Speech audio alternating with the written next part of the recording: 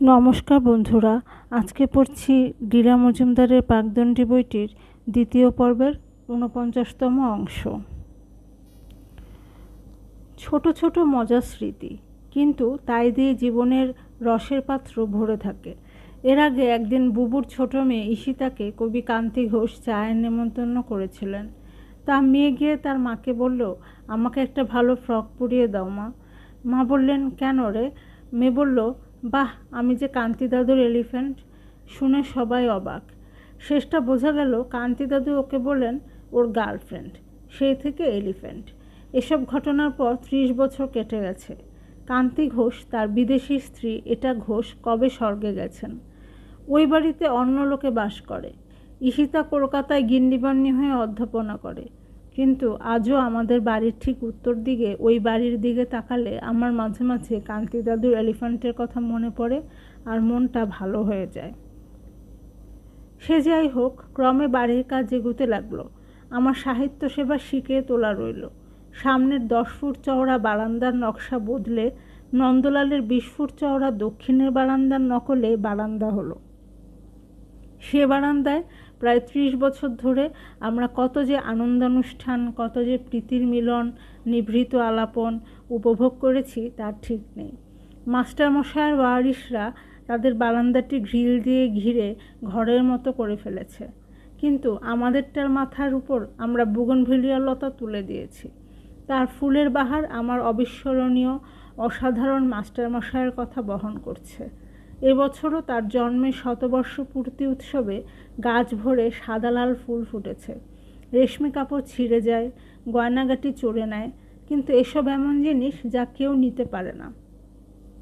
বাড়ি শেষ হয়ে এলো, বসবার ঘরের জানলায় নকশা কাটা গ্রিল লাগানো হবে। সেসব তখন কলকাতা থেকে করিয়ে আনতে হতো। একদিন দানাপুর প্যাসেঞ্জারে একটা দ্বিতীয় শ্রেণীর, এখনকার প্রথম শ্রেণীর চেয়েও ঢের ভালো কামরায় আমার ছোট সুটকেসের সঙ্গে ওই 5 ফুট ইন্টু 3 ফুট গ্রিলের 4টি অংশ আমার স্বামী তুলে দিলেন। পাছে আমার ঝামেলা হয়, তাই সেগুলো ওজন করে পয়সা দিয়ে টিকিট লাগিয়ে তবে তোলা হলো। তবু একজন কর্মচারী আপত্তি করেছিলেন, কম্পার্টমেন্টটিকে নেওয়া উচিত।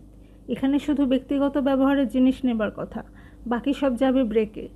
আমার স্বামী বিস্ময় প্রকাশ করে বললেন, ওগুলো তো আমার গিন্নির ব্যক্তিগত ব্যবহারের জন্য। কর্মচারী আশ্বস্ত হলেন, ও তাই নাকি? তাহলে ঠিক আছে। জিনিস নিয়ে তো রওনা হলাম। সমস্যা হলো, বোলপুরে গাড়ি থামে 4 মিনিট।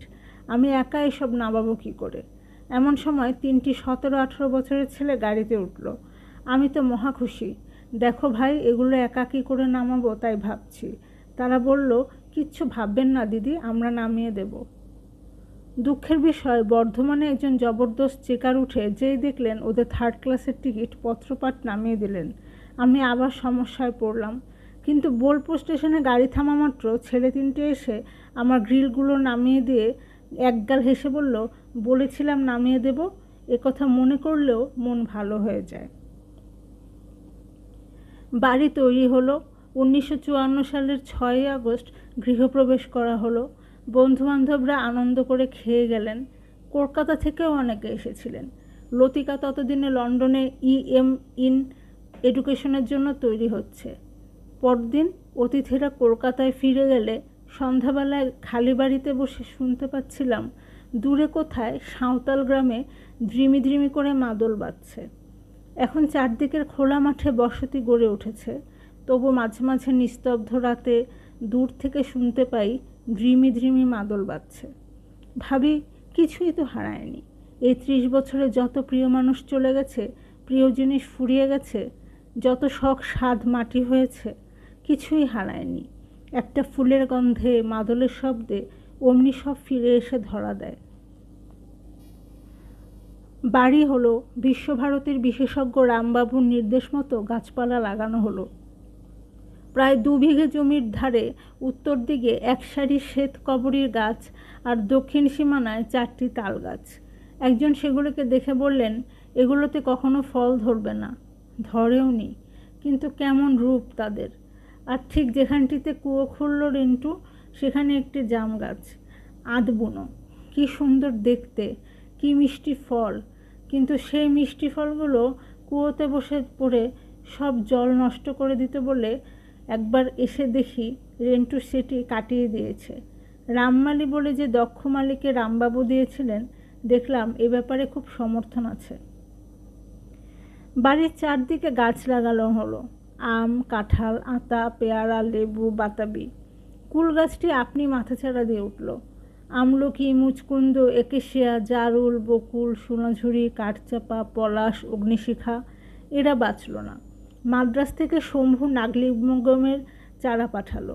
শম্ভু চলে গেছে। নাগলিঙ্গমের ফুল ফোটে, পড়লেই ঝরে যায়। ফুল ফোটে, ফুল ঝরে, ফল ধরে, ফল পাকে, ফল শেষ হয়, পাতা ঝরে, নতুন পাতা হয়। এমনি করে বছরের পর বছর ঘুরে আসে। তাই বলে 1954 সালে কিছুই কি আর লিখিনি? মণিকুন্তলা বলে একটা কোমল বেদনার উপন্যাস লিখেছিলাম বড়দের জন্য। কিসে যেন বেরিয়েছিল ভুলে গেছি। কবিবন্ধু অজিত দত্তর দিগন্ত বলে একটি প্রকাশনালয় ছিল, সেখান থেকে বই হয়েও বেরিয়েছিল হয়তো 1955 সালে। খান কতক কপি দিয়েছিল, তারপর আর ছাপা হয়নি। আমার বড় সাধের গল্প। একজন গায়িকা গলাস্বর হারিয়ে কী করে নিজেকে খুঁজে পেল তার গল্প। এক সময় আবার ছাপাতে ইচ্ছা করে। বাংলা নানান দৈনিক আর মাসিকপত্রে সরস ছোট গল্প লিখতাম। ভাবতাম সরস গল্প আর লেখা হয় না কেন? কত মজার কথা বলে বাঙালি বন্ধুবান্ধবেরা লিখতে গেলেই খালি হতাশা, ব্যর্থতার, বিফলতার কথা। প্রেমের গল্পেও ফুর্তি নেই, খালি একটা বিশ্রী জিজ্ঞাসা চিহ্ন দিয়ে শেষ। ছি, এ কী রকম অকৃতজ্ঞতা!